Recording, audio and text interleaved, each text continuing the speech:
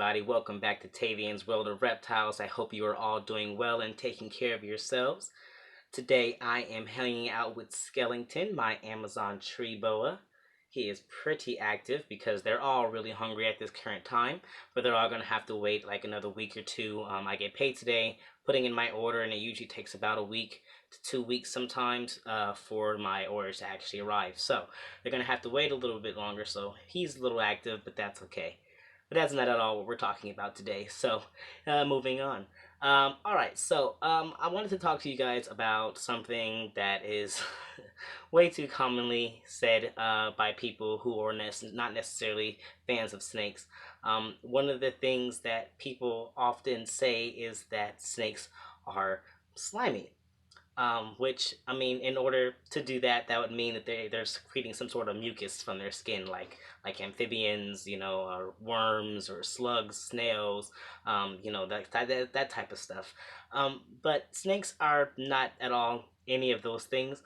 They don't at all secrete any type of mucus. They're actually, in fact, extremely dry. And even those who live in more humid climates are typically dry to the touch. They're not slimy at all. We as human beings actually have something in common with snake scales, and that is our hair and our nails. Keratin.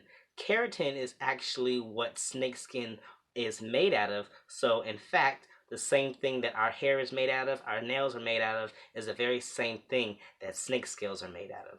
A big difference between something like fish scales and snake scales are that the scales are not each individual scales. They are actually one solid layer of skin that is massively folded to make individual scales, but in fact it is actually one solid piece of skin. This is why when a snake has perfect conditions and is ready to shed, it is capable of actually shedding the entire skin rather than one single scale at a time. And the skin that is actually between each scales is usually really soft and stretchy, which makes it possible for the snake to actually take on bigger prey and stretch its body. Now, smaller scales that are typically found around the mouth and the sides of the snake allow for expansion when the snake is actually eating its food. The larger scales found along the head and the belly of the snakes are there for additional protection. Now, the size and shape of the snake scales actually varies from snake to snake. While some snakes have bigger scales, others have smaller scales. Now, there is a scale called the spectacle. It is a very special, transparent scale that actually covers the eyes of the snakes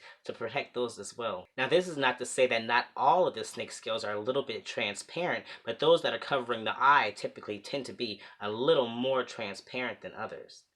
Most of the coloring you will see on a snake is actually formed on the inner layer of the skin and not on the scales themselves. Whoa, somebody is in a mood. You need to chill out.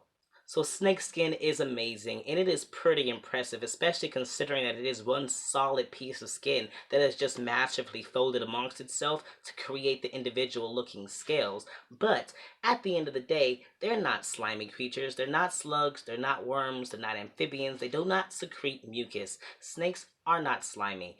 So I really hope that somebody who watches this video who thinks snakes are slimy and gets a little bit better of an understanding about these awesome, wonderful individual creatures and the skin that they wear. You guys take care, love yourselves, love your loved ones, love your reptiles, and you guys keep spreading those herbs.